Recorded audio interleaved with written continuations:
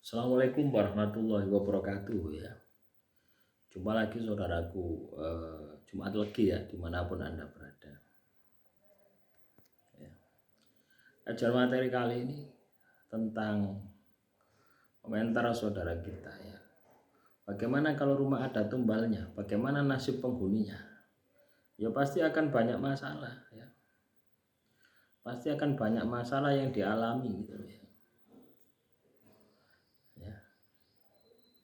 Ya ibarat Anda ini katakanlah ya, ibarat Anda ini ya teman-teman Jumat Legi ya. Anda menempati rumah yang angker, sama seperti itu. Jadi rumahmu itu kalau ada tumbalnya, itu rumahmu akan angker. Nah, coba bayangkan kalau Anda menempati rumah yang angker, apa yang terjadi?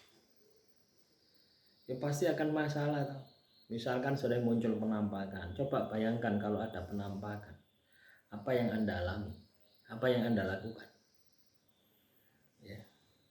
Apakah Anda biasa-biasa saja?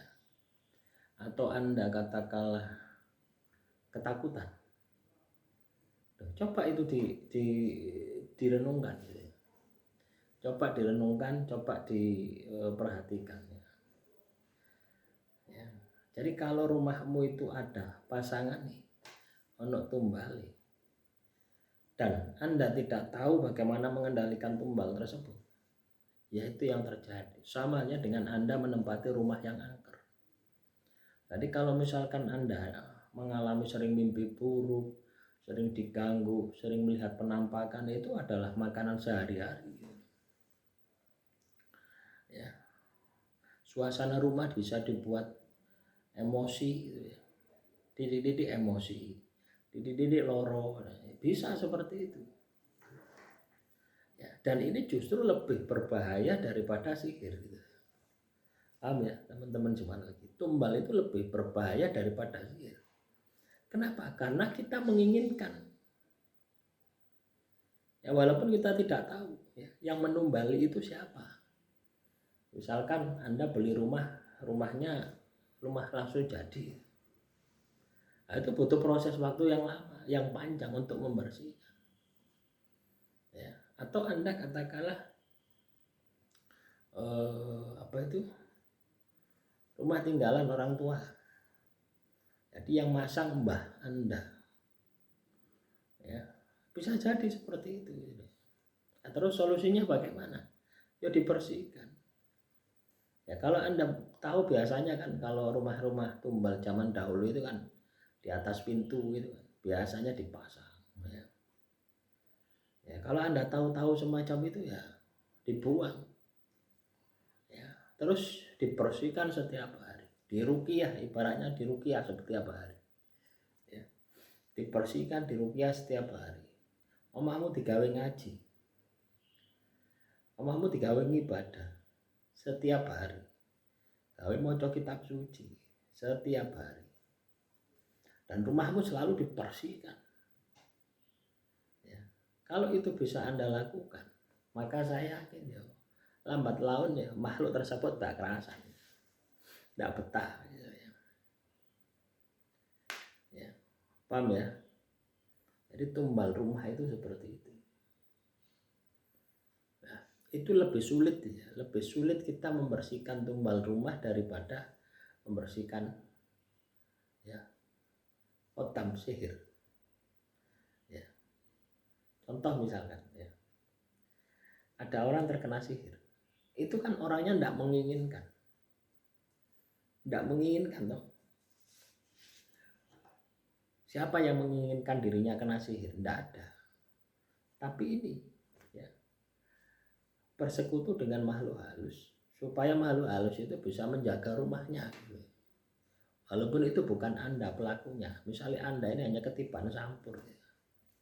Ketiban tanggung jawab saja. Itu sangat-sangat riskan. Hal-hal semacam ini kelihatannya sederhana, tapi sangat riskan sekali. Kalau kita tidak perhatikan, kalau kita tidak bisa kontrol, tidak bisa kendalikan, wah itu sangat-sangat berbahaya. Ya, jadi kodam dari jenis ini, wah itu luar biasa.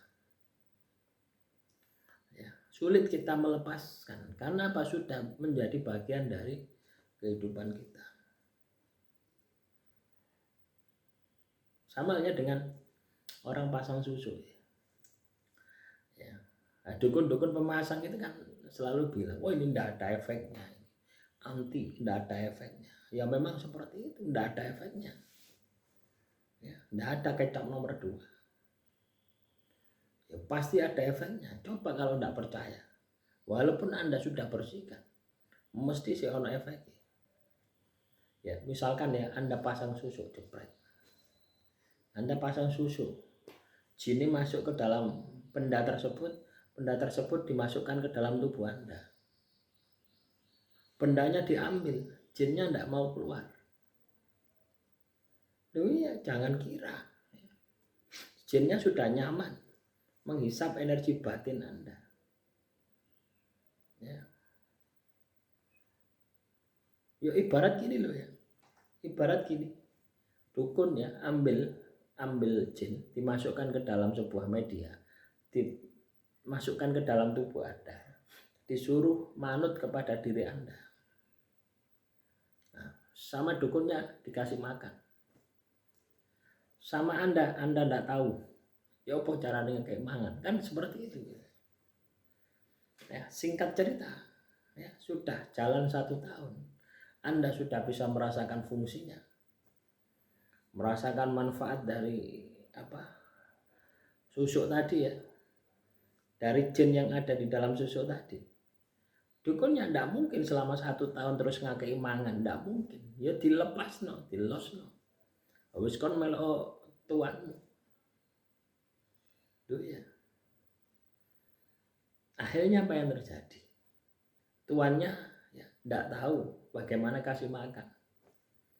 Efeknya apa? Energi batinnya diambil terus. Energi kehidupannya diambil terus. Bukannya susunya tambah ganteng, tambah cantik, tapi tambah layu. Itulah kasus-kasus susu seperti itu. Itu sama saja dengan tumbal rumah, sama saja. Cuma medianya saja beda. Ya. Atau aplikasinya saja beda. Kalau tumbal rumah dipasang di rumah, kalau susu dipasang di tubuh Anda.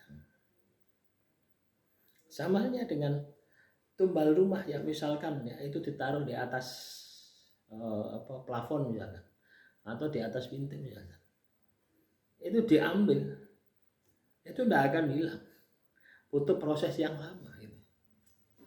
Loh ya, banyak orang rukia itu dibakar, oh ini hilang, wah ini sudah, itu tidak akan hilang. Ya, karena apa? Sudah menyatu dengan orang yang menempati rumah tadi. Pasti gitu.